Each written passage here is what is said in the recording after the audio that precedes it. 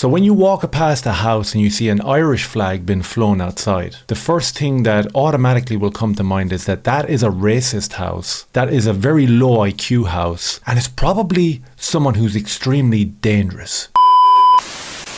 So the tricolour, the Irish national flag, apparently has been hijacked and sows deep hatred and exclusion of our new neighbours. Another attack from the mainstream media talking about how they must take back the tricolour, take back the flag from the far right, and it has to be draped across the shoulders of African runners who can't even win a race. For a short time after reading this article the other day, I have to say that it did damage my calm and I did fall victim of exactly the demoralisation that it was intended to do. And then after rationally thinking about it for a bit, I'm just like, you know what? Let's have a little look at exactly what you were trying to achieve with this article. Before we get into it, if you can do me a favour, if you could hit like and subscribe, turn on the notifications to be notified every time I do a new upload, I'd really appreciate that. If you want to help me out, the links are in the description for Patreon and you can become a member of the channel. I'd really appreciate that as well. Cheers. So Mick Clifford, he says that we must take the tricolour back from those who sow hate and intolerance. Flown with pride, the Irish flag could be a perfect symbol for United Ireland,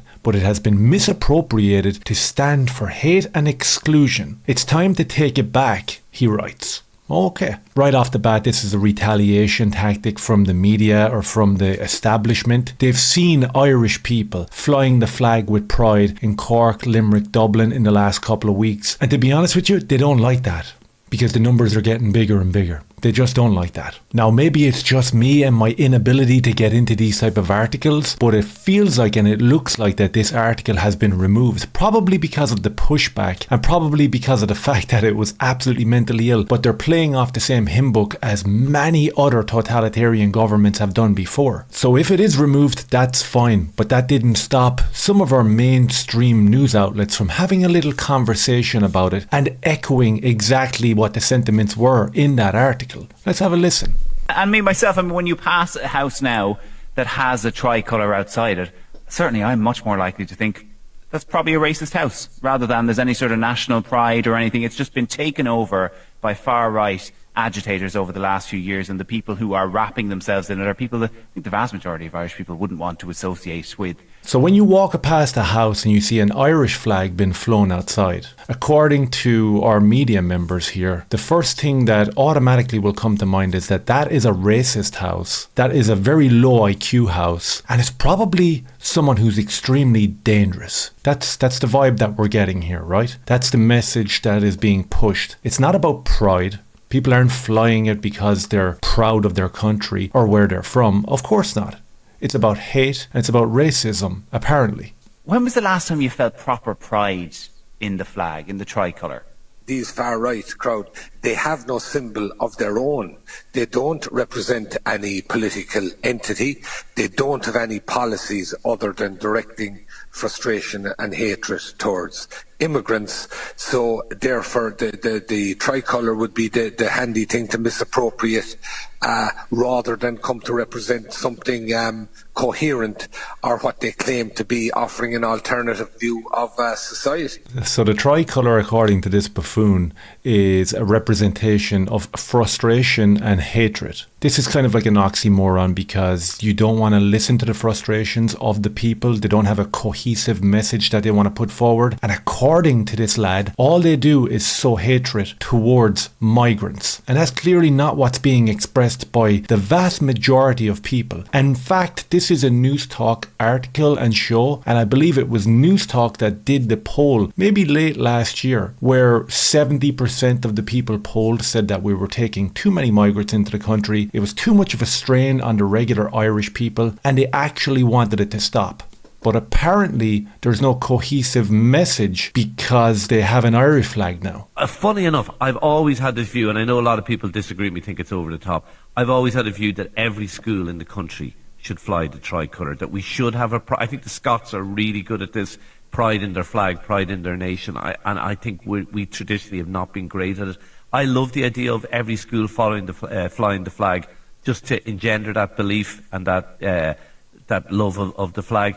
And maybe that's a way of taking back the flag now, because I do agree with Mick. I think it has been misappropriated. Yeah, and we possibly need to think of a way to take that back and to make it stand for something else. Maybe it's something like you're suggesting there with the schools, because the most emotion we're feeling about it is now that we feel it's been taken away from us. Yeah, I think that is true. And that is a sad thing. And it is our flag. It's everybody's flag. It doesn't belong to one group.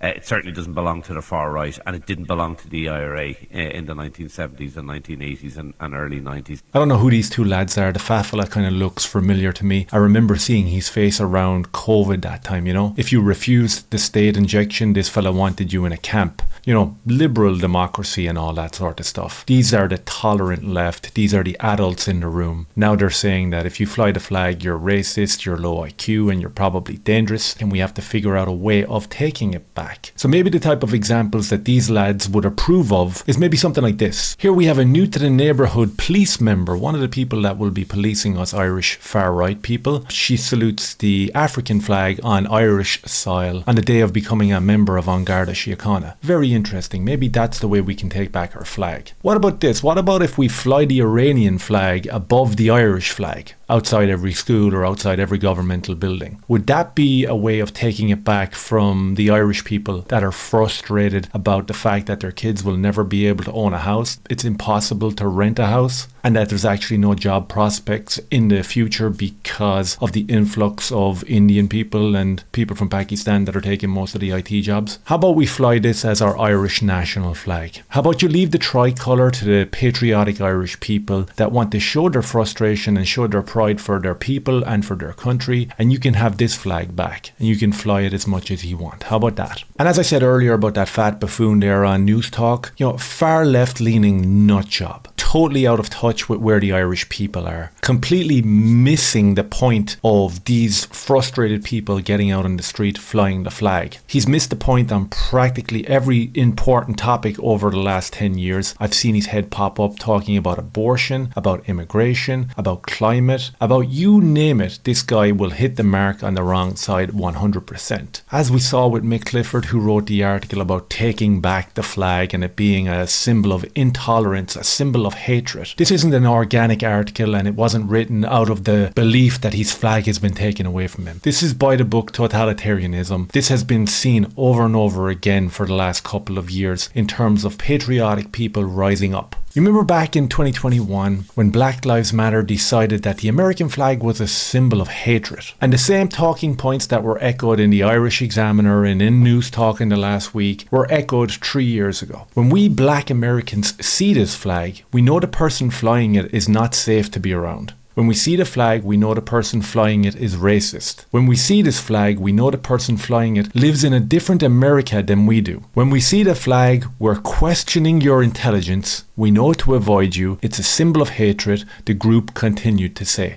That sound familiar from our elite journalists here in Ireland, Mr. Clifford there and Fat Buffoon over on News Talk? Sounds similar enough. What about Columbia University professors complaining that the American flag is a symbol of genocide? These elite academics take to Twitter and they say things like the American flag is a symbol of genocide unless centuries of slavery and vanquishing the Native American nations don't figure into the equation. The Native Americans that were slaughtering each other en masse before any white man stepped foot on the New World. Are they the poor natives that you're talking about?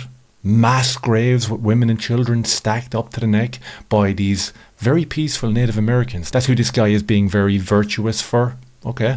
What about the changing meaning of the American flag under Trump?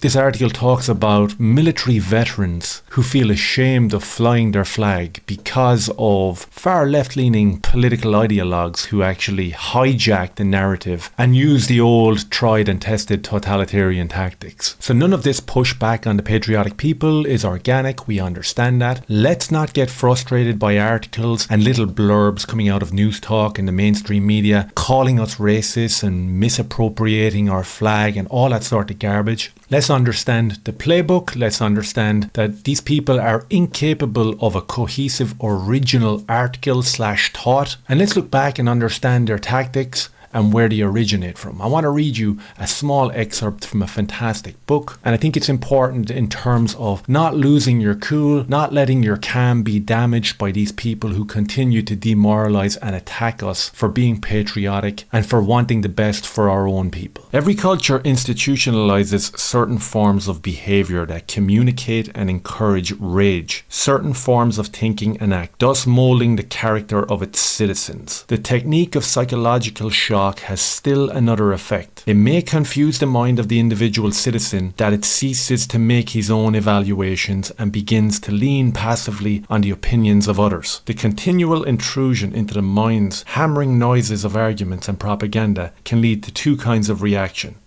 It may lead to apathy and indifference, and I don't care type of a reaction, or more intensified desire to study and understand. Unfortunately, the first reaction is the more popular one. I think it's very important that we understand that this is an age-old tactic and it's a war of the mind. We must stay as calm as possible, not react to these absolute lunatics, and keep pushing forward and keep being patriotic. If any of that made sense, maybe hit like, subscribe and share. Cheers.